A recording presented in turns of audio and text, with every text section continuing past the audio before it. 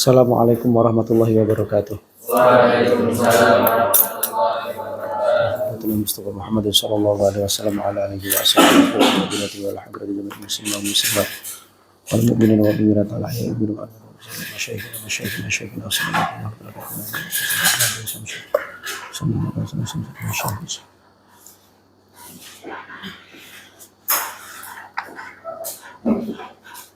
Ana khusus usul bil kitab ya ulumuddin al-imam Muhammad Muhammad al-Ghazali lahu anallahu bi wa fi kitabih amin amin ya rabbal alamin. Al-Fatihah. A'udzu billahi minasyaitonir rajim. Bismillahirrahmanirrahim. Alhamdulillahirabbil alamin arrahmanir rahim maliki yaumiddin. Iyyaka na'budu wa iyyaka nasta'in ihdinas siratal mustaqim. Siratal ladzina an'amta 'alaihim ghairil maghdubi 'alaihim waladdallin. Bismillahirrahmanirrahim. Qala al-mu'allif rahimahullah wa nafa'ana bihi wa fi ulumi fid dharaini. Amin amin ya rabbal alamin.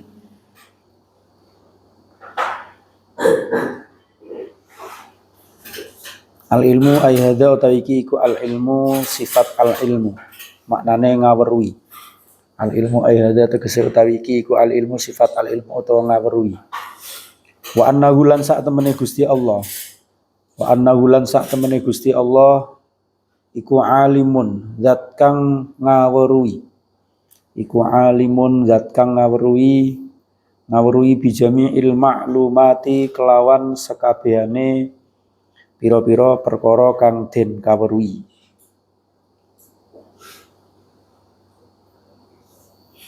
Bijami'il ma'lumati kelawan sekabehane pira-pira perkara kang den kaweruhi.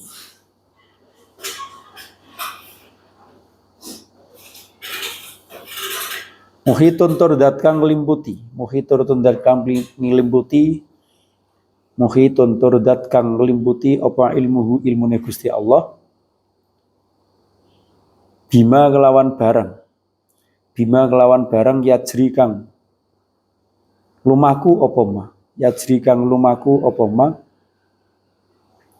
min tuhumil arodina saking ngisore piro-piro bumi, min tuhumil arodina saking ngisore piro-piro bumi, ila a'las samawati tumeka dhuwure piro-piro langit, ila a'las samawati tumeka dhuwure piro-piro langit.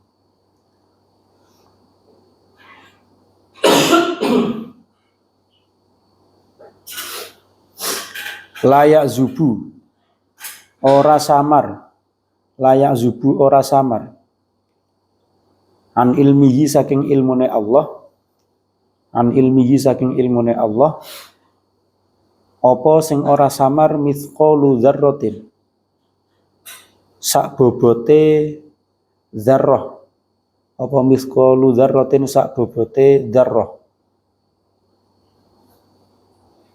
Dzarrah itu unsur terkecil ya.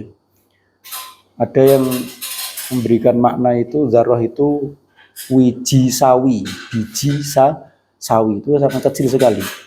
Ada yang memaknai itu semut udak. Jadi yang nama dzarrah itu intinya adalah unsur terkecil, sesuatu yang terkecil. Ada yang memaknai itu kalau orang modern memaknai atom.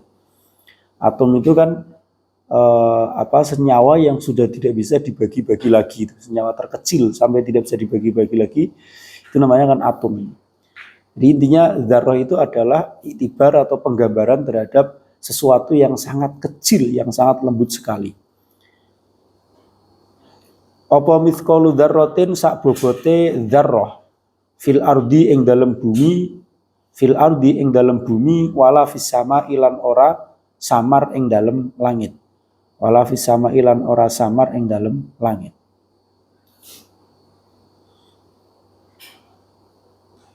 Bal ya'lamu balik mirsani sapa Allah. Bal ya'lamu balik mirsani sapa Allah. Dabiban namlati ing gremete semut. Dabiban namlati ing gremete semut as-saudai kang ireng. As-saudai kang ireng alas sokhroti ing atase watu, Alas sahrati ing atase watu as-soma ikang alus utawa licin. As-soma ikang alus fil lailati ing dalem bengi ad-dzuluma ikang peteng. Kang banget petengi.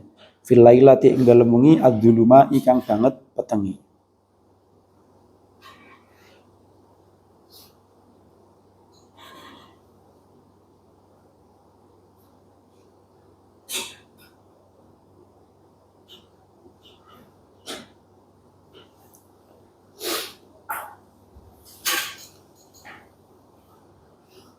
Wayadroku lan bisa nemu sapa Allah. Wayadroku lan bisa nemu sapa Allah harokatad dzarri ing obahe awu kang lembut, harokatad dzarri ing obahe awu kang lembut fi jawil hawai ing dalem tengah-tengahe udara. Fi jawil hawai ing dalem tengah-tengahe udara.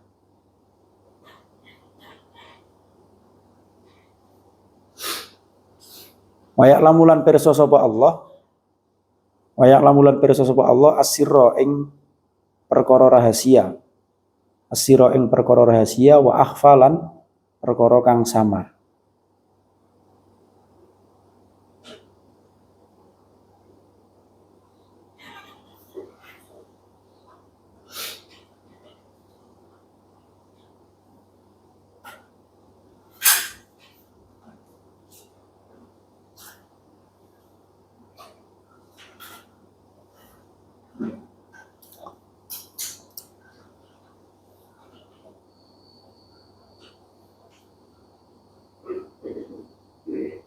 Wayat laulan bisa pirsa sapa Gusti Allah. Wayat laulan bisa pirsa sapa Allah. Ala hawa jisid domairi. Ala hawa jisid domairi ing atase firasate hati nurani. Ing atase firasate hati nurani.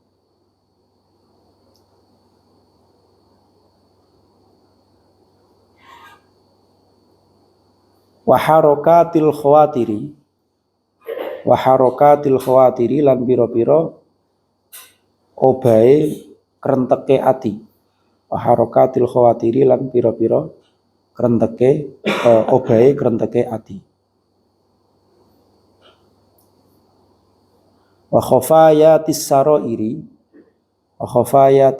sarairi lan ing atase samar-samare pira-pira perkara kang samar.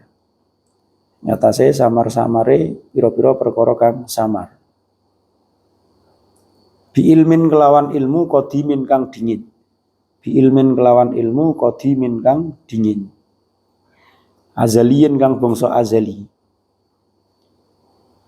Lam yazal ora lebar-lebar sapa Gusti Allah.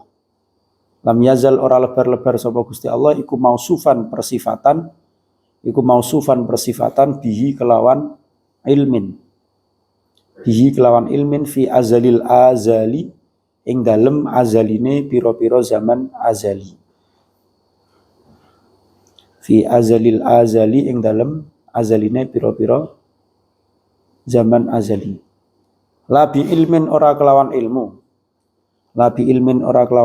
mutajaddidin kang den anyar-anyari. Mutajaddidin kang den anyar-anyari hasilin kang den hasilake fi dzatihi ing dalem zate Gusti Allah. Fi dzatihi ing dalem zate Gusti Allah bil khululi kelawan pindah wal intiqali lan tegese pindah. Bil khululi kelawan pisah wal intiqali lan pindah. Jadi salah satu sifat Allah yang berikutnya itu adalah al-ilmu. Jadi Allah itu memiliki pengetahuan. Al-ilmu itu artinya adalah pengetahuan. Artinya apa? Artinya Allah itu alimun bijami'il maklumati. Allah itu maha tahu segala sesuatu yang diketahui. Dan pengetahuannya Allah itu sampai kepada sesuatu yang berada di dalam bumi dan juga sesuatu yang ada di atas langit. Itu semua diketahui oleh Allah. Tidak ada satu apapun dari pengetahuannya Allah, meskipun itu hanya sebesar biji atom atau sebesar debu yang sangat lembut di bumi maupun di langit yang lepas dari pengetahuannya Allah itu. Bahkan ketika ada semut yang warnanya hitam yang berada di atas batu yang licin di tengah malam yang sangat gelap, pergerakan semut pun itu tidak lepas dari pengetahuannya Allah. Tidak ada yang samar dari pengetahuannya Allah. Allah itu tahu. Bahkan Allah tahu jumlah buih yang ada di samudra itu tahu. Kalau nggak percaya tanya aja, pasti tahu. Tidak ada yang tidak diketahui oleh Allah. Bahkan jumlah daun yang berguguran di satu hari itu Allah itu tahu. Jangankan di satu hari, di detik yang sama, di waktu yang sama, Allah itu bisa tahu. Artinya apa? Artinya pengetahuannya Allah itu tidak terbatas oleh apapun. Pengetahuannya Allah itu sangat-sangat luas. Pengetahuannya Allah itu tidak bisa dibayangkan, tidak bisa dibandingkan dengan pengetahuan makhluk. Siapa orang yang paling cerdas di muka bumi ini, yang dianggap paling jenius, itu pasti dia tidak bisa mengetahui segala sesuatu. Tapi kalau Allah itu mengetahui segala sesuatu. Bahkan yang menciptakan pengetahuan sendiri itu adalah Allah itu. Tidak terbatas pengetahuannya Allah itu. Allah tahu apa yang akan terjadi. Allah tahu apapun yang ada di bumi ini itu Allah tahu. Entah itu yang disembunyikan di dalam bumi atau yang disembunyikan di atas langit, semua tidak terlepas dari pengetahuannya Allah. Tidak ada satu apapun meskipun cuma sebesar atom itu yang lepas dari pengetahuannya Allah. Tahu semua. Ya, bahkan itu tadi itu semut hitam di tengah malam yang gelap berada di atas batu yang licin itu. Allah itu tahu pergerakannya, geser berapa mili, maju berapa senti, terus kemudian geser lagi berapa derajat. Allah bisa mengetahui itu secara detail dan secara jelas, tanpa perkiraan, tanpa intuisi, tanpa apapun, jelas itu diketahui oleh Allah itu.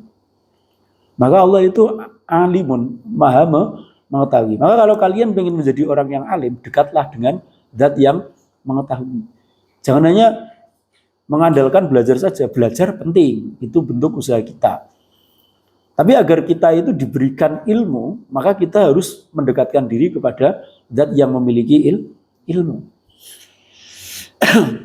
Karena apa yang kita usahakan itu tidak akan atau akan menjadi sia-sia seperti debu yang berterbangan ketika tidak kita sandarkan kepada Allah. Semua yang terjadi itu tidak terlepas dari irodahnya Allah. Maka ketika kalian pengen menjadi orang yang alim, dekatlah dengan Allah. Pengen menjadi orang yang kaya, dekatlah dengan Allah. Karena Allah itu ghaniyun, Allah yang maha kaya, al-mughni yang memberikan kekayaan, ar-razaq yang memberikan rezeki itu. Kalau pengen hidupnya itu enak, sudah serahkan semua hidup kita itu kepada Allah itu. Ini jangan terlalu menyombongkan amalan-amalan kita. Kalaupun kita diwajibkan untuk beramal itu ya beramal saja. Beramal saja itu kewajiban kita. Kita melakukan amal kita semaksimal mungkin, sebaik mungkin karena itu memang yang diperintahkan oleh Allah. Tapi masalah hasil, kalau ingin mendapatkan hasil yang baik, ya kita harus memiliki niat yang baik. Pertama itu, yang kedua kita harus mendekatkan diri kepada zat yang menguasai alam semesta ini. Pengen ngalim, mintalah kepada zat yang paling alim. Pengen menjadi orang kaya, mintalah kepada zat yang maha kaya. Pengen diberikan rezeki yang lancar, ya mendekatlah diri kepada sang pemberi rezeki itu. Ini harus kita lakukan. Jadi harus ada keseimbangan antara usaha kita dan juga doa kita atau mendekatkan diri kita kepada Allah. Harus diimbangi. Jangan hanya menyibukkan diri dengan duniawi saja, dengan usaha kita. Kita yakin dengan usaha ini pasti akan berhasil. Ya punya keyakinan seperti itu. Tapi jangan menganggap bahwasanya usaha kita lah yang menjadikan kita itu berhasil. Kalaupun kita berhasil, semua itu atas kehendaknya Allah. Usaha kita itu hanya perantara saja, hanya ujian saja, hanya perjuangan kita saja itu. Tapi semuanya yang menentukan itu sebenarnya adalah Allah itu. Nah itu. Dan bahkan Allah itu bisa mengetahui, bisa menemukan pergerakan debu yang sangat lembut sekali, ya dzarrah itu, ketika dia berterbangan di udara kayak gini tuh. Kadang kan kita ini tidak melihat, padahal sebenarnya ini banyak debu mungkin kan. partikel-partikel kecil yang mata kita mungkin tidak bisa melihat itu. Tapi Allah itu tahu persis. Bahkan jumlahnya berapa, pergerakannya seperti apa, itu Allah tahu persis. Tahu persis. Tidak ada yang lepas dari pengetahuannya Allah. Dan Allah itu wa ya'lamu sirra wa akhfa, mengetahui rahasia dan sesuatu yang samar, sesuatu yang apa istilahnya ya. Akhfa itu ya sesuatu yang tidak jelas, sesuatu yang abstrak, itu Allah bisa mengetahui. Bahkan Allah bisa mengetahui kerentek hati kita, bisa mengetahui bisikan nurani kita, bisa mengetahui pergerakan hati kita. Meskipun tidak kita ucapkan, tapi Allah itu tahu. Makanya dalam hadis-hadis itu dikatakan jika kita niat melakukan sesuatu kebaikan, maka oleh Allah itu sudah diganjar. Meskipun tidak ada orang yang tahu, tapi Allah itu tahu niat kita. Dan Allah yang mengesahkan niat kita. Karena yang tahu benar-benar ikhlas atau tidak itu kan hanya Allah itu. Dan diri kita sendiri tentunya. Nah, diberikan pahala. Kalau kita niat melakukan kebaikan, diberikan satu pahala. Kalau kemudian niatan kita realisasikan, kita implementasikan, kita akan diberikan pahala lagi. Itu kebaikannya Allah tuh kayak gitu. Tapi sebaliknya, kalau misalkan kita punya niatan buruk, tidak akan diberikan siksa oleh Allah sebelum kita, atau tidak akan dicatat sebagai kemaksiatan sebelum kita merealisasikan, mengimplementasikan niat buruk kita. Itu baiknya Allah tuh kayak gitu. Kalau niat baik langsung dicatat. Tapi kalau niat buruk tidak akan dicatat sebagai kemaksiatan sebelum dilakukan. Baru niat baik saja itu sudah dicatat kebaikan. Kalau dilaksanakan ditambah lagi catat satu kebaikan lagi. Tapi kalau niat buruk, kalau belum dilaksanakan tidak akan dicatat sebagai sebuah kemaksiatan. Loh, kurang rahmat apa Allah kepada hambanya itu. Tapi nyatanya kita juga masih belum terlalu bisa gitu ya untuk menjadikan Allah itu sebagai satu-satunya atau sebagai kekasih yang utama di dalam hati kita. Kita masih terganggu, terdistraksi dengan hubud dunia, cinta terhadap dunia, cinta terhadap popularitas, cinta terhadap harta, cinta terhadap keluarga dan juga yang lain. Itu susah untuk kemudian mengalahkan cinta kita kepada Allah itu. Padahal Allah itu sangat cinta kepada makhluknya. Dan bahkan Allah itu sangat dekat. Satu-satunya yang senantiasa menemani kita itu adalah Allah itu. Dalam kondisi apapun itu Allah itu selalu berada di dekat kita. Seperti yang dijelaskan kemarin itu. Allah itu meskipun Allah itu fauqal arsy, tapi fauqal arsy-nya Allah itu tidak menjadikan Allah itu jauh dari bumi atau kemudian dekat dengan langit. Allah itu sangat dekat dengan kita, bahkan lebih dekat daripada urat nadi kita itu. Jadi di mana-mana itu sebenarnya ada Allah itu. Jadi teringat satu kisah gitu ya, ketika ada 3 orang santri yang kemudian diberikan perintah sama kiainya untuk menyembelih seekor burung dara gitu ya. Jadi masing-masing santri diberikan burung dara satu-satu, diberikan pisau satu-satu, kemudian diminta untuk menyembelih burung dara tersebut di tempat yang tidak diketahui oleh siapapun. Pernah dengar ceritanya ya? Nah, terus kemudian ada yang menyembelihnya itu di dalam hutan, masuk ke dalam gua. Terus kemudian yang satunya lagi itu berada di rumah yang kosong.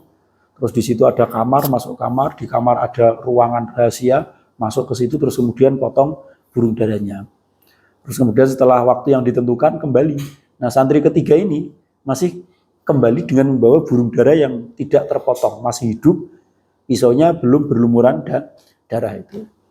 Terus ketika ditanya sama kiainya, apakah kalian yakin ketika kalian menyembelih itu tidak ada siapapun yang melihat kalian? Oh, yang satunya yakin. Ditanya sama kiainya, kamu di mana menyembelihnya? Saya menyembelih masuk ke hutan. Di hutan ada gua yang tersembunyi, sangat gelap sekali. Saya masuk ke situ dan saya potong burung daranya di situ. Saya yakin tidak ada orang di sekitar saya, tidak ada siapapun yang melihat saya.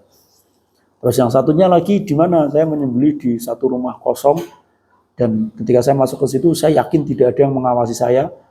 Saya masuk ke rumah, setelah itu ada kamar, saya masuk ke kamar, di kamar itu ada ruangan rahasia, saya masuk ke situ, baru saya potong. Tidak mungkin kiai ada yang bisa melihat saya.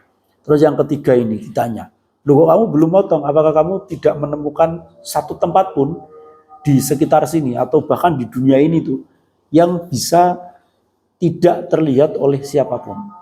Kata santri ini, Tidak Pak Yai, saya tidak bisa menemukan satu tempat pun di sekitar sini, bahkan di dunia ini pun, atau bahkan di tempat manapun yang bisa lepas dari pengawasan Allah itu.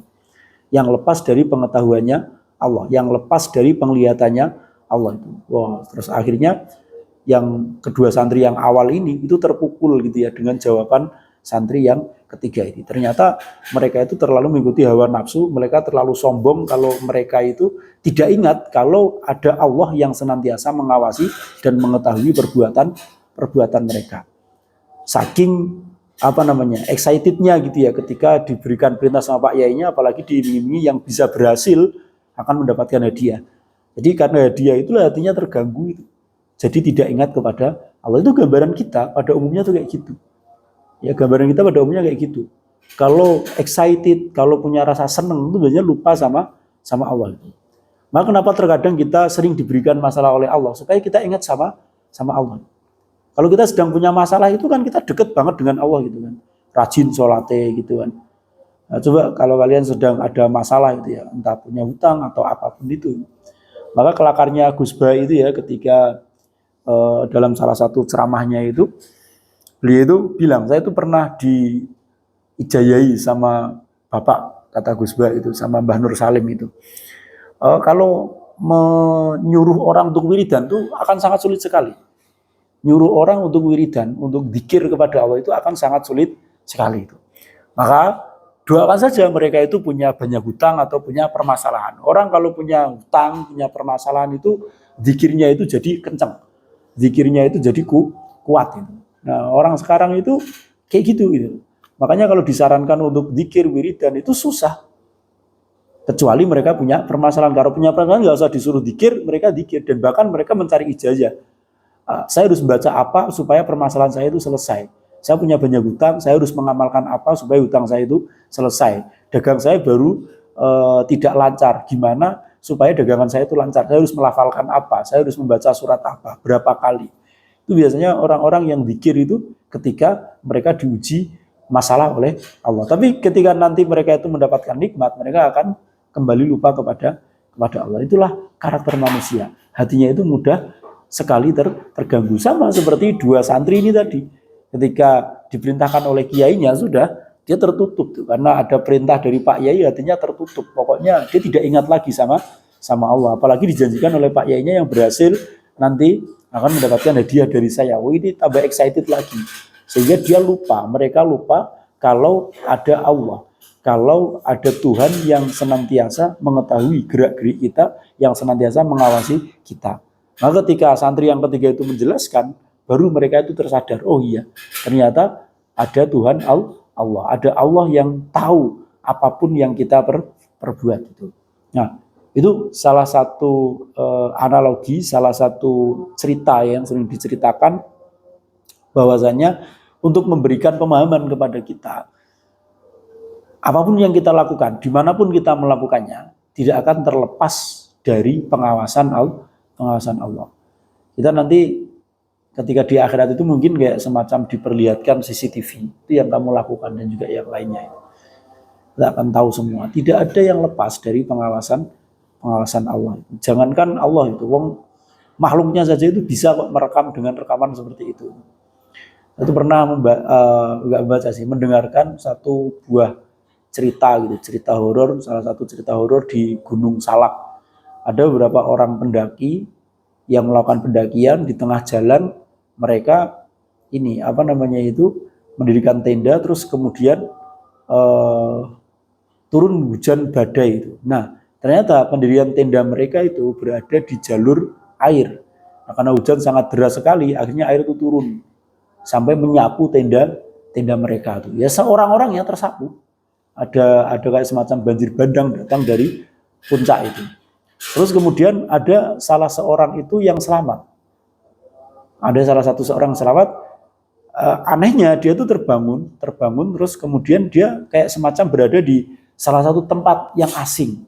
Dia melihat ini bukan tempat yang saya mendirikan tenda, yang saya camping. Kenapa saya berada di sini? Terus kemudian dia jalan sampai ketemu dengan seorang orang tua yang membawa kuda, membawa delman gitu ya, bukan kuda delman. Terus anak itu diajak sama orang tua itu.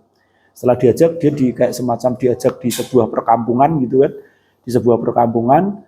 Terus ketika dia berada di perkampungan itu, dia diminta untuk menunggu orang tua itu. Nah, ketika dia menunggu orang tua itu, dia setelah orang tuanya datang itu dia tanya, teman-teman saya itu di mana? Sudah, teman-temanmu itu sudah tidak tidak bisa kembali lagi. Loh, maksudnya bagaimana? Terus kemudian dia kayak semacam melihat CCTV yang diputar ulang, apa yang terjadi sama teman-temannya. Termasuk dia melihat ketika banjir bandang itu menerjang tenda mereka itu. Dan dia melihat dengan mata kepala dia sendiri itu kalau dia juga terlempar, temannya juga terlempar sampai terpisah sampai tertancap di batu atau di pohon yang tembus sampai perutnya itu tembus, dan juga dia mengerjakan itu sama seperti melihat film. Itu baru makhluknya loh. Ya ini bangsa jin lah yang kemudian memperlihatkan reka ulang kejadian yang terjadi pada itu, dan itu cerita, entah dia mimpi atau apa, tapi kenyataan orang yang cerita itu masih hidup dan itu cerita nyata gitu.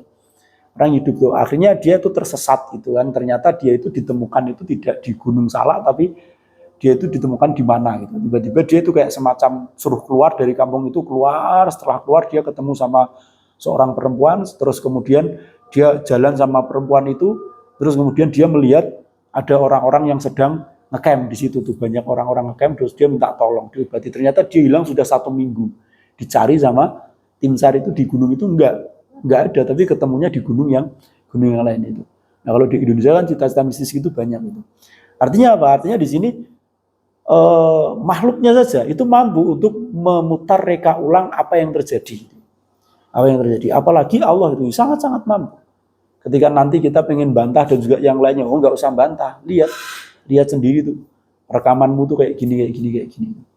Maka dimanapun kita berada, kita itu harus berusaha untuk semaksimal mungkin bertakwa kepada Allah. Kalau manusia itu karakternya manusia, kalau kita berada di tempat yang ramai, ada teman-teman, ada orang yang mengawasi kita, itu biasanya kita itu tidak mudah untuk melakukan kemaksiatan. Tapi kalau kita sedang sendiri itu, nah itu biasanya godaannya itu besar sekali untuk kemudian melaksanakan kemaksiatan itu. Dan karena kita mengira nggak ada orang yang tahu, padahal sebenarnya Allah itu maha mengetahui segala yang kita lakukan. Ya gitu mungkin gambarannya nanti itu. Jadi bukan sesuatu yang tidak mungkin. Bagi Allah itu tidak ada sesuatu yang tidak mungkin. Bahkan tadi saya sampaikan, Allah itu tahu jumlah buih yang ada di lautan, di samudra itu Allah tahu. Bahkan orang-orang yang tidak tahu persis luas samudra, ujungnya samudra itu mana, bagi Allah itu bukan sesuatu yang samar, bukan sesuatu yang sulit untuk diketahui. Tahu, yang menciptakan itu adalah Allah itu. Bahkan apakah ada galaksi lain selain galaksi Bima Sakti itu Allah juga tahu. Ada berapa jumlahnya Allah tahu. Bahkan orang yang sampai saat ini itu dia bisa mengetahui berapa secara pasti jumlah bintang yang ada di angkasa. Itu orang-orang kan nggak tahu, nggak mungkin tahu lah. Siapa lah orang yang paling jenius ilmuwan siapa, mana coba suruh menghitung jumlah bintang yang ada di langit. Nggak ada. Sudah, paling mereka hanya akan menjawab banyak kayak gitu aja. Nah, kalau mungkin rasi bintang mereka masih bisa menghitung. Tapi kalau jumlah bintangnya itu, saya yakin mereka tidak ada yang tahu jumlahnya itu berapa. Tapi kalau Allah itu bukan sesuatu yang sulit untuk bisa mengetahui itu. Maka tadi di ibaratnya itu, muhitun ilmahu bima yajri min tuhumil arodina ila ala samawati. Pengetahuannya Allah itu meliputi berbagai hal yang ada di dalam bumi dan juga berada di atas langit. Dan itu pengetahuannya dengan hakul ilmi, dengan pengetahuan yang nyata. Bukan pengetahuan yang kira-kira, itu tidak. Tapi dengan pengetahuan yang nyata itu.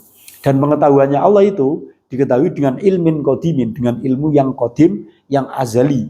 Artinya ilmu ini tidak didapatkan dari seperti kita, dari belajar, membaca atau apapun itu, atau dari informasi siapapun itu, tidak. Tapi Allah mengetahuinya dengan ilmunya Allah itu sendiri. Tidak ada informan bagi Allah, tidak ada buku panduan bagi Allah. Pokoknya Allah itu punya ilmu, punya pengetahuan, yang pengetahuannya itu sifatnya adalah qadim.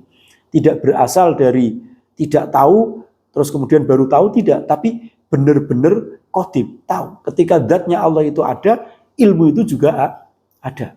Tidak ada Allah itu ketika ada terus kemudian Allah belum mengetahui sesuatu terus kemudian Allah riset penelitian terus kemudian mempelajari segala sesuatu, enggak pakai belajar, enggak pakai apa.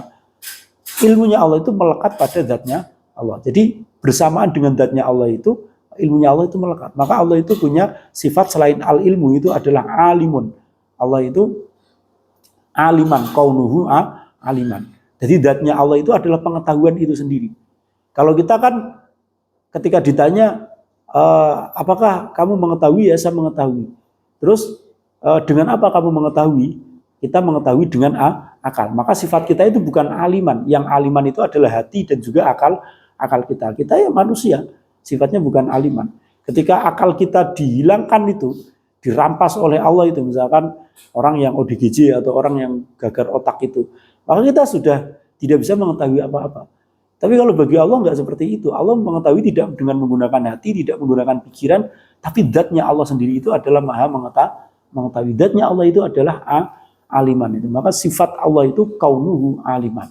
Di samping memiliki sifat al-ilmu, Allah sendiri adalah sifatnya kaunuhu aliman. Kondisinya Allah, keadaannya Allah, zatnya Allah itu adalah maha mengetahui itu. Intinya memang tidak sama dengan makhluk dan pikiran kita itu tidak tidak bisa mencapai hal itu. Bukan berarti kita agama itu terus kemudian menafikan logika, itu tidak. Nah, ini adalah bentuk ketundukan logika terhadap sesuatu yang memang tidak bisa dijangkau oleh logika. Ini adalah bentuk ketawaduan kita, bentuk sopan santun kita, bahwasanya tidak semua hal itu kemudian dapat kita logikakan. Itu susah sekali. Hal yang sederhana saja itu. Hal yang sederhana itu. Kenapa mata itu berada di atas? Kenapa tidak berada di bawah itu? Itu saja itu sudah nggak bisa dilogika ini. Nggak bisa dilogika. Itu baru hal yang sederhana yang bisa dilihat dengan panca indera kita itu. Bagaimana ketika mata itu kemudian dipindahkan, dioperasi di belakang atau ditambahkan 2 mata lagi di belakang kita supaya kita itu bisa mengawasi sekeliling kita. Kira-kira bisa apa enggak itu? Ini kan di luar logika kita juga, susah untuk kemudian melogikakan itu. Nah itu yang harus kita yakini, bahwasanya Allah itu adalah al-ilmu. Allah itu memiliki pengetahuan dan pengetahuannya Allah itu tidak terbatas oleh apapun. Pengetahuannya Allah itu mencakup segala hal yang ada di bawah bumi dan yang ada di atas langit itu, dan bahkan tidak ada yang bisa membatasi pengetahuannya Allah. Kegelapan, terus kemudian hal yang kecil, hal yang jauh, semua itu diketahui oleh Allah. Tidak ada yang samar bagi Allah. Dan Allah mengetahui itu dengan ilmu yang qadim, ilmu yang melekat pada zatnya Allah. Tidak dengan ilmu yang baru yang dihasilkan oleh zatnya Allah dengan memindahkan atau dengan memisahkan. Kalau kita itu kan memindahkan ilmu yang aslinya ada di buku, kemudian kita pindahkan ke dalam otak dan hati kita. Terus makanya pembelajaran itu kan disebut sebagai transfer of knowledge, mentransfer pengetahuan. Jadi pengetahuan itu transfer dari guru-guru kalian kepada kalian, dari buku-buku yang kalian baca ke hati dan juga pikiran kalian. Nah, Allah itu tidak seperti itu ilmunya. Ilmunya Allah itu tidak dihasilkan dari perpindahan, tidak dihasilkan dari pemecahan. Ya sudah, ilmunya Allah ya, zatnya Allah itu sendiri tadi yang disebut sebagai kaunuhu aliman. Al-iradatu ayat iki tegese utawa iki iku al-iradatu sifat iradah. Maknane iradah ke ngersakake.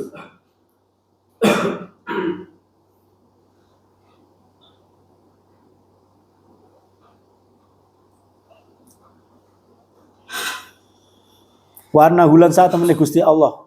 Warna hulan saat temene Gusti Allah Ta'ala halimur rasulullah iku muridun. Zat kang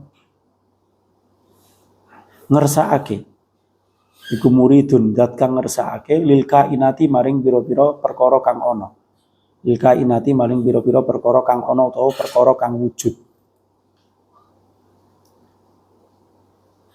Mudabbirun tur kang ngatur. Mudabbirun tur zat kang ngatur lil hadisati maring pira-pira makhluk. Maring pira-pira makhluk.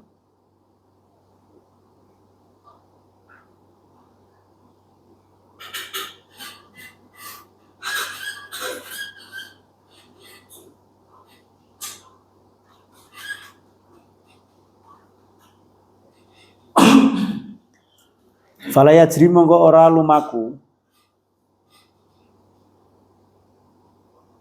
Fala yajri mongko ora lumaku. Fil mulki ing dalem kerajaan, fil mulki ing dalem kerajaan wal malakutilan alam malakut, kerajaan langit itu, fil mulki ing dalem kerajaan wal malakutilan alam malakut. Qalilun iku sithik, qalilun iku sithik, au katsirun utawa akeh, au katsirun utawa akeh, sohirun iku cilik, au kabirun utawa gedhe. Sohirun iku cilik, au kabirun utawa gedhe. Khairun iku bagus, au syarrun utawa ala. Khairun iku bagus, au syarrun utawa ala. Naf'un iku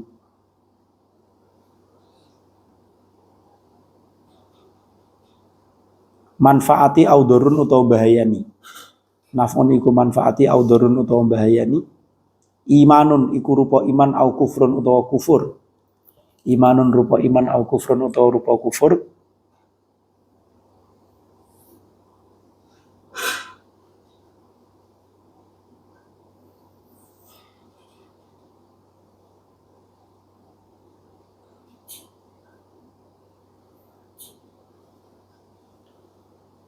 Imanun iku rupa iman au kufrun utawa kufur. Irfanun iku den kenal au nukrun utawa ora den kenal.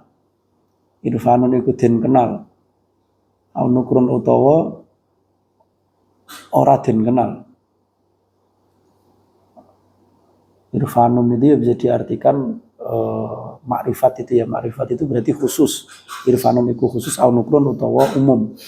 Nakiroh den kenal utawa ora den kenal utawa umum. Fauzun iku bejo au khusranun utawa rugi. Fauzun iku bejo au khusranun utawa rugi. Ziyadatun iku tambah au nuqsanun utawa kurang. Ziyadatun iku tambah au nuqsanun utawa kurang. Ta'atun iku rupa ta'at au isyanun utawa kemaksiatan. Ta'atun iku rupa ta'at au isyanun utawa kemaksiatan. Kufrun iku kufur au imanun utawa iman. Kufrun iku kufur au imanun utawa iman. Orang melaku illa bi iradatihi kejaba kelawan iradahe utawa kersane Gusti Allah. Illa bi iradatihi kejaba kelawan iradahe utawa kersane Gusti Allah. Wa bi qadaihi lan kelawan keputusane Gusti Allah. Wa bi qadaihi lan kelawan keputusane Gusti Allah wa qadarihi lan takdire Gusti Allah. Wa qadarihi lan takdire Gusti Allah. Wa hikmatihi lan hikmah Gusti Allah. Wa hikmatihi lan hikmah Gusti Allah wa masyiatihi lan keinginane Gusti Allah. Wa masyiatihi lan kekarepane utawa keinginane Gusti Allah. Layak ruju ora metu. Layak ruju ora metu an masyiatihi. Layak ruju ora metu an masyiatihi saking kekarepane Gusti Allah. Apa laftatun sifat nadhirun kang bisa den pirsani. Apa laftatun sifat nadhirun kang bisa den pirsani. Layak ruju ora metu an masyiatihi saking kersane Gusti Allah. Apa laftatun sifat nadhirun kang den pirsani wala faltatun. Wala faltatun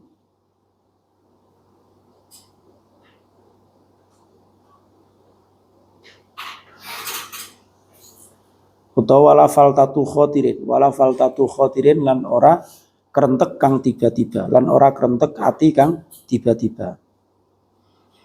Wala faltatu khotirin lan ora kerentek kang tiba-tiba. Fama mongko utawi perkara syaa kang kersa sapa Allah kana mongko ana apa ma. Fama mongko utawi perkara kana kang ana.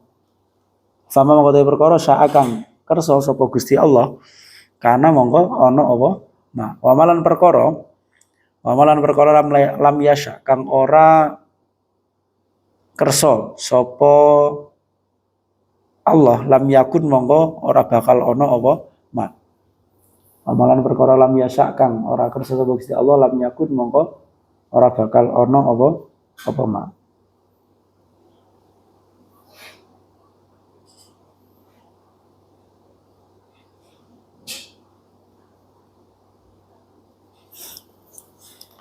Nah, sifat berikutnya itu namanya sifat iroda. Iroda itu memiliki keinginan, berkehendak, memiliki kehendak. Bahwasanya Allah itu berkehendak terhadap segala sesuatu yang ada, sesuatu yang wujud di muka bumi ini. Dan Allah yang mengatur segala makhluknya. Maka tidak ada yang terjadi di dunia maupun di malakut, di alam langit sana itu.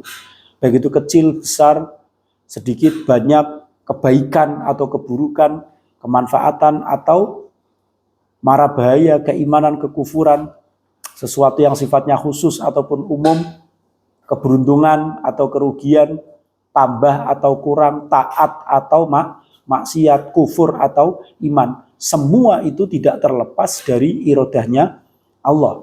Tidak terlepas dari ketentuannya Allah. Tidak terlepas dari takdirnya Allah. Tidak terlepas dari hikmahnya Allah. Dan tidak terlepas dari keinginannya Allah. Maka itulah kenapa dalam segala hal kita itu diminta untuk bersyukur. Alhamdulillah ala kulli hal. Dalam setiap kondisi apapun. Karena kondisi yang menimpa kita itu adalah kondisi yang dikehendaki oleh Allah. Tidak mungkin kita berada pada kondisi tertentu tanpa Allah itu berkehendak terhadap kita dengan kondisi tersebut. Maka dalam kondisi apapun, entah kita sedang beruntung atau sedang rugi, alhamdulillah. Entah kita sedang mendapatkan musibah atau apapun itu, ya kita syukuri itu. Kita syukuri itu. Karena itu tidak terlepas dari kehendaknya Allah. Maka salah satu sikap itu ya, salah satu sikap yang mungkin bagi kita unik, tapi kalau bagi para salafus sholih itu sesuatu yang memang seharusnya gitu. Jadi Sayyidina Ali itu kalau berdoa, kalau doanya dikabulkan tuh senang. Kalau doanya dikabulkan senang.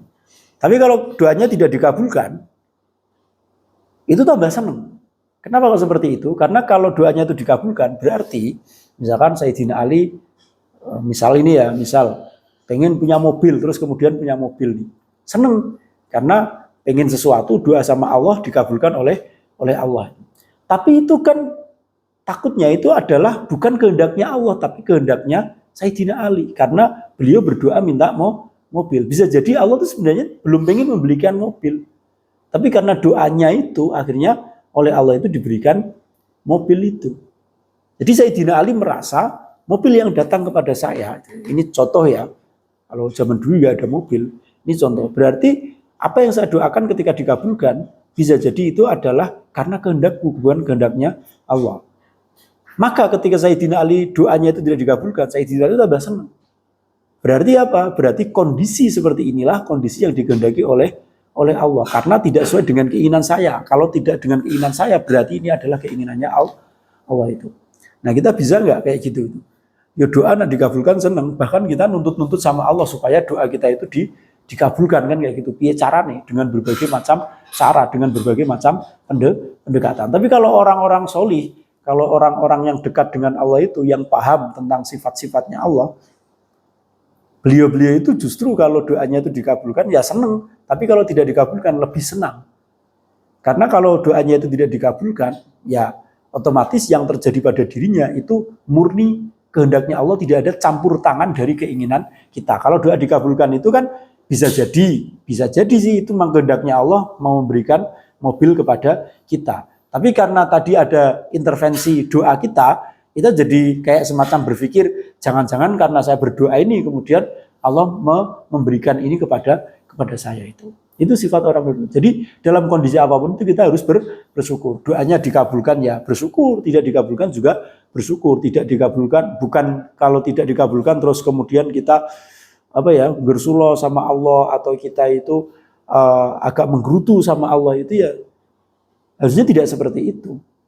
Harusnya itu. Karena semua itu terjadi atas kehendaknya Allah. Mungkin Allah memang baru menghendaki seperti itu. Atau Allah masih pengen kita itu terus berdoa kepada Allah itu. Karena Allah pengen kita dekat dengan Allah itu, maka tidak segera diberikan doanya itu. Nah, ini sama seperti analogi-analogi yang sering dipakai oleh orang-orang gitu ya. Kalau kita misalkan sedang makan di warung, di restoran atau dimanapun, terus kemudian ada orang ngamen datang itu. Ini kalau misalkan, ya mohon maaf, yang ngamen itu suaranya kurang baik, kurang enak lagunya itu kan, kasih saja mereka. Mereka ngamen itu kan minta uang kepada kita. Bahkan ketika masih di sana kita dengar lagunya itu nggak enak, gitu, sampai di tempat kita nggak usah nyanyi, kasih uang saja. Biar dia pergi, menjauh dari kita. Nah kalau lagunya bagus, ngasihnya nanti, biar dia nyanyi dulu sampai kita menikmati lagunya, nyanyi sampai beberapa lagu, bahkan sampai satu album gitu kan. Lama nggak dikasih-kasih itu. Tapi ini menunjukkan kita suka. Tadi yang pertama, yang ngamen tuh, karena kita sudah tahu dia ketika berada di meja sana itu suaranya kayak gitu, maka kita sudah siapkan uang. Nggak usahlah nyanyi di hadapanku itu, saya sudah tahu kamu minta uang kan, ini uang paling 1.000, 2.000 udah suruh pergi itu. Sama seperti orang yang berdoa, bisa jadi kayak gitu, berdoa kok cepat dikabulkan, analoginya itu bisa jadi Allah itu memang males dengan orang ini, makanya tak kabulkan lah, gen lek orang dungu-dungu meneh gitu. Nah kalau yang kemudian Allah suka itu, sama seperti orang ngamen itu tadi, yang ketika hadir di hadapan kita suruh nyanyi yang lama itu. Tapi nanti kita ngasihnya nggak mungkin 1.000 atau 2.000, minimal 10.000, kadang ngasih 50.000, karena kita merasa terhibur, merasa senang dengan kedatangan pengamen yang suaranya bagus itu tadi. Sama seperti ketika kita itu mohon kepada Allah, kita minta sesuatu kok nggak dikabul-kabulkan, ya Allah sedang ingin dekat dengan kita, supaya kita itu terus berdoa kepada Allah. Nah waktunya nanti Allah memberikan kepada kita, pasti akan diberikan pemberian yang terbaik itu. Karena memang Allah puas dengan apa yang kita lakukan itu. Dan itu keinginannya Allah supaya kita dekat terus. Nah ini bisa jadikan sebagai sebuah motivasi, sebagai sebuah analogi bahwasanya belum tentu ketika kita berdoa terus cepat dikabulkan itu Allah sayang sama kita. Bisa jadi Allah sedang muak dengan kita, makanya rasa kakean dongo lah nyos tak kei ijen, tidak berdoalah lagi, tidak datang lagi kepada Allah. Tapi kalau kita sebaliknya, kalau kita berdoa kok belum dikabul-kabulkan, bisa jadi kondisinya seperti itu. Allah sedang pengen dekat dengan kita. Makanya orang tak kayak isik lah. Dan tiap hari kamu doa, tiap hari kamu itu sholat malam, saya baru pengen bermesraan dengan kamu. Nanti suatu ketika apa yang kamu minta akan saya berikan dan bahkan berlipat ganda dari apa yang kamu minta itu. Pasti seperti itu. Ini bisa menjadi motivasi buat kita. Jangan terus kemudian kita putus asa, menyerah, menganggap bahwasanya Allah tuh nggak sayang dengan kita. Nggak pernah, Allah tuh nggak pernah nggak sayang dengan makhluknya. Allah itu selalu sayang dengan makhluknya. Dan bahkan bahasanya itu, bahasa mesranya itu, Allah itu merindukan makhluknya untuk mendekat kepadanya itu. Dan bahkan itu ketika ada satu hadis ya, ketika kita mendekat satu langkah, Allah itu akan mendekat satu jengkal. Kita mendekat dengan cara berjalan, Allah akan lari mendekati kita. Jauh balasannya Allah itu lebih hebat, melebihi apa yang kita bayangkan. Jadi jangan pernah berprasangka buruk kepada Allah itu. Doa yang ada di Simtud-Duror itu kan, wadhununan jamilatan hiya wasilatuna ilaika falatu khayyibna. Prasangka buruklah terus, prasangka baiklah terus ya. Wazunan jamilatan, dan prasangka baik itu hiya wasilatuna ilaika. Kita jadikan itu adalah sebagai wasilah kita, sebagai perantara kita kepadamu wahai Allah. Maka jangan sia-siakan prasangka kami. Jadi kita harus terus berprasangka baik kepada Allah itu. Kata Allah itu, anak indah doni abdi. Kalau kita berprasangka buruk, jangan-jangan Allah nggak sayang sama saya. Nanti kalau beneran nggak sayang gimana ini? Repot kan kalian ini. Tapi kalau kemudian Allah itu kita berprasangka baik itu, ya Allah akan seperti itu. Allah sayang sama saya. Oh Allah itu sedang menguji saya dan juga yang lain. Maka itulah yang akan dilakukan Allah itu. Anak indah doni abdi itu. Fahuwa mengkotai Gusti Allah iku al-mubdi'u dat kang ngawiti. Fahuwa mengkotai Gusti Allah iku al-mubdi'u dat kang ngawiti. Al-mu'idu to dat kang balikake. Allah yang memulai dan Allah yang akan mengembalikan. Al-fa'alu to dat kang akeh agawene. al fa'alu turdatkan akeh agawe ini lima maring perkara yuridu kang ngersakake sapa Allah. Dan Allah itu selalu berbuat sesuai dengan yang diinginkan oleh Allah. La roda, ora ana kang bisa nolak iku maujud. La roda, ora ana wong kang bisa nolak iku maujud. Li hikamihi maring pira-pira hikmahe Gusti Allah.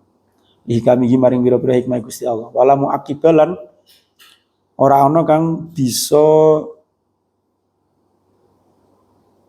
ngakibatake utawa gawe akibat. Atau ora iso merubah lah. Lamu akibalan ora ana kang bisa merubah liqodaihi maring keputusane Gusti Allah. Tidak ada yang bisa merubah keputusannya Allah. Qodoknya Allah itu tidak ada yang bisa merubah kecuali Allah sendiri. Dan tidak ada orang yang bisa menolak hikmah-hikmahnya Allah ini. Wala muharribalan ora ana kang bisa mlayu iku maujud li abdin kedue kawula an maksiatihi saking agawe maksiat marang Gusti Allah. Atau wala muharibun lan ora ana kang bisa mlayu li abdin kedue kawula. Wala muharibun lan ora ana kang bisa mlayu li abdin maring kawula an maksiatihi saking maksiate marang Gusti Allah. Illa bitaufiqihi kejaba kelawan taufike utawa pertolongane Gusti Allah wa rahmatihi lan rahmate Gusti Allah. Illa bitaufiqi kejaba kelawan pertolongan Gusti Allah rahmatihi lan rahmati Gusti Allah. Wala kuwata. Tadi wala muharibah saja, wala muharibah li abdin wala kuwata. Nah, yang depan kan tadi nasab semua la rodda li hikamihi wala muaqibah li qodaihi wala muharibah li abdin an maksiatihi. Wala kuwata lan orang kekuatan. Wala kuwata lan orang kekuatan lahu kedue abad lahu kedua abad ala taatihi ingat saya ketaatan marang Gusti Allah ala taatihi ingat saya ketaatan marang Gusti Allah illa bi mahabbatihi kejaba kelawan cintane Gusti Allah wa iradatihi lan kersane Gusti Allah. Jadi intinya tidak ada satu orang pun, Allah yang memulai dan Allah yang mengembalikan, Allah yang maha melakukan segala hal yang dikehendaki. Tidak ada siapapun yang bisa menolak hikmah-hikmahnya Allah, tidak ada siapapun yang bisa merubah ketetapannya Allah, tidak ada yang bisa lari dari kemaksiatannya Allah, dari berbuat maksiat kepada Allah, kecuali mendapatkan pertolongannya Allah. Jadi kalau kita itu terhindar dari maksiat, jangan kita sombong kalau kita itu, saya itu orang soleh bisa menghindari maksiat. Enggak, itu semua atas taufik dan rahmatnya Allah. Dan tidak ada kemampuan untuk melakukan ketaatan. Oh, saya bisa bangun malam, karena saya memang sudah terbiasa, saya bisa sholat malam itu sampai 20 rakaat itu bagi saya sudah biasa, karena memang saya punya niatan, saya itu hebat dan enggak. Semua kekuatan kita untuk melakukan ketaatan itu karena kecintaan Allah dan karena kehendaknya Allah. Allah sedang cinta sama kita sehingga Allah memberikan kekuatan kepada kita untuk melakukan ketaatan kepadanya. Bukan berarti karena kita yang hebat, itu enggak. Semua itu karena cintanya Allah dan karena iradahnya Allah. Lawit stamaat mongko lamun kumpul. Lawit stamaat lamun kumpul. Lawit stamaat lamun kumpul sopo al insu menungso wal jinnu lan jin. Lawit stamaat lamun kumpul sopo al insu menungso wal jinnu lan jin wal malaikatu lan malaikat wasyayatinu lan pira-pira setan. Wasyayatinu lan pira-pira setan. Ala ayyuharriku ing atase arep yen toh ngobahake sapa insu wal jinnu wal malaikatu wasyayatinu.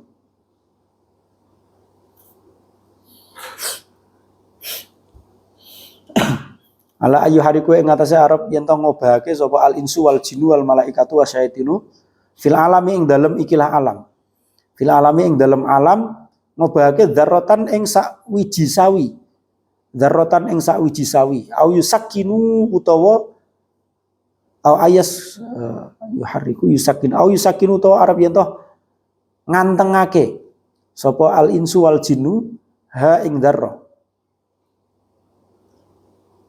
Duna iradatihi kelawan tanpa iradai Gusti Allah.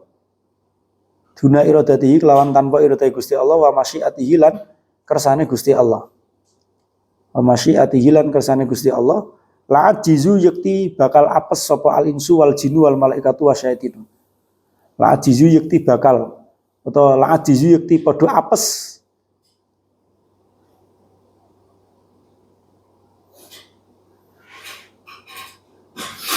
sapa al insu wal jinnu wal malaikatu. Atau orang bukan la ajizu yakti podo apes sopo al insu wal jin wal malaikatu wasyaitinu anhu saking ayu hariku au yusakinu. Wa inna iradatahu lan sak temene iradahe Gusti Allah iku qaimatun jumeneng. Wa inna iradatahu lan sak temene iradahe Gusti Allah iku qaimatun jumeneng bidati kelawan date Gusti Allah. Bidati kelawan date Gusti Allah fi jumlati sifatihi ing dalam jumlahe sifate Gusti Allah, fi jumlati sifatihi ing dalam jumlahe pira-pira sifate Gusti Allah. Jadi bahkan di sini itu ya dikasih ibarat, dikasih perumpamaan, seandainya seluruh umat manusia, jin, malaikat, setan, itu semua makhluk-makhluk itu berkumpul dan mereka bahu-membahu untuk menggerakkan darah tadi itu ya, simbol dari benda terkecil di alam semesta ini. Itu seluruh manusia, ya, jin, terus kemudian setan, malaikat itu berkumpul untuk menggerakkan darah itu. Atau untuk membuat darah yang gerak itu menjadi tenang itu. Itu tanpa irodahnya Allah, tanpa kersane Gusti Allah, tanpa keinginannya Allah, maka mereka tidak akan mampu menggerakkan itu.